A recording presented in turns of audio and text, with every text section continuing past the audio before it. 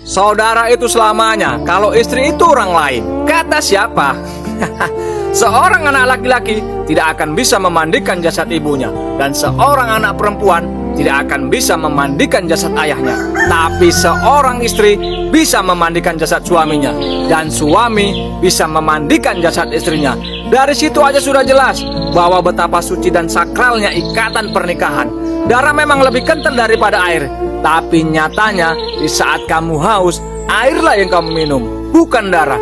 Ketika Adam merasa kesepian di surga, siapa yang Allah ciptakan? Bukan orang tua, bukan teman, bukan juga saudara, tapi Allah menciptakan Hawa sebagai pasangannya. Setelah kamu menikah, apapun itu, utamakanlah istrimu, bukan lagi ibumu, bukan juga adikmu, apalagi sampai orang lain. Seorang anak laki-laki memang sepenuhnya milik ibunya sampai mati, dan dia akan bertanggung jawab atas ibunya. Tapi setetes air mata istrimu bisa menjadi penghambat rezekimu. Karena setelah menikah, doa seorang istri bisa melebihi doa seorang ibu. Ingatlah, istrimu itu bukan siapa-siapa sebelum kamu menikahinya. Dia hanyalah orang asing yang rela meninggalkan keluarganya dan rela mengorbankan hidupnya agar bisa hidup bersamamu. Dan pada saat itu juga dia rela menyerahkan hidupnya agar bisa mendampingimu, melayanimu, dan mendoakanmu. Maka dari itu, jangan pernah sia-siakan pengorbanannya. Jangan pernah buat dia bersedih dan menangis atas kelalaianmu. Karena doa seorang istri yang ikhlas bisa membuka pintu rezeki yang tidak pernah kita duga. Jangankan orang lain, istri sendiri pun akan menghina seorang laki-laki yang sedang terpuruk ekonominya dan sedang tidak punya apa-apa. Karena episode yang paling menakutkan di dalam dunia pernikahan seorang laki-laki adalah ketika istrinya hanya akan menghargainya di saat suaminya bisa menafkahi dan mencukupi segala kebutuhannya dengan baik saja.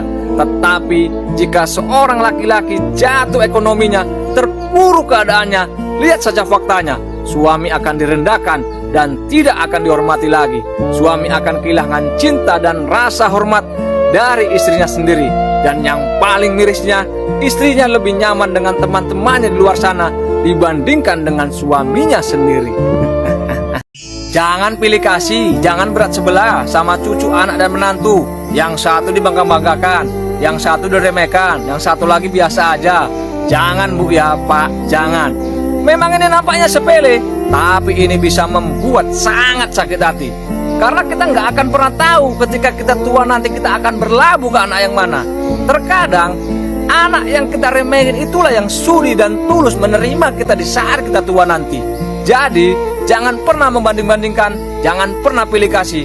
Bersikaplah sama, karena kita nggak akan pernah tahu ketika kita tua nanti kita akan berlabuh ke anak yang mana. Aku kau jauhi, nggak rugi. Kau menjauh, nggak ngaruh. Udah 2026 bos. Jangan pernah takut dijauhi oleh siapapun kecuali duit.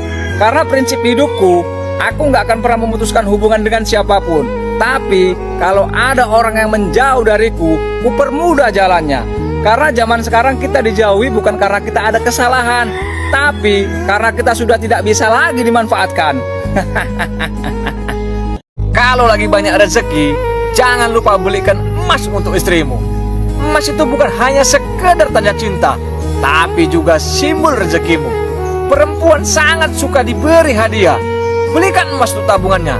Hatinya senang, rezeki suami mengalir deras, dan juga banyak manfaatnya untuk rumah tangga.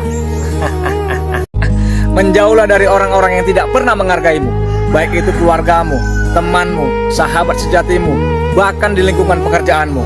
Sayangi mental dan batinmu, karena orang-orang seperti itu hidupnya hanya ingin dihargai dan dipahami, tapi dia tidak mau menghargai orang-orang yang ada di sekelilingnya. Zaman sekarang, kalau kita mau sedekah, bukan cukup Tuhan aja yang harus tahu. Semua orang harus tahu kalau kita berbuat baik. Tapi dia lupa kalau sedekah terbaik itu adalah sedekah dengan saudara kita sendiri. Kalau masih adanya saudara kita yang susah, ngapainlah kita sedekah sana, sedekah sini? Biar apa? Biar dibilang baik. Carilah uang sebanyak-banyaknya, karena kamu tidak akan pernah dihargai kalau kamu miskin, meskipun dia keluarga dekatmu. Karena pada akhirnya Yang menentukan perhatian mereka bukan karena hubungan darah, tetapi isi dompetmu. Lucunya lagi, kamu akan dianggap sebagai keluarga kalau kamu bisa memenuhi kebutuhan mereka. Dunia memang kejam.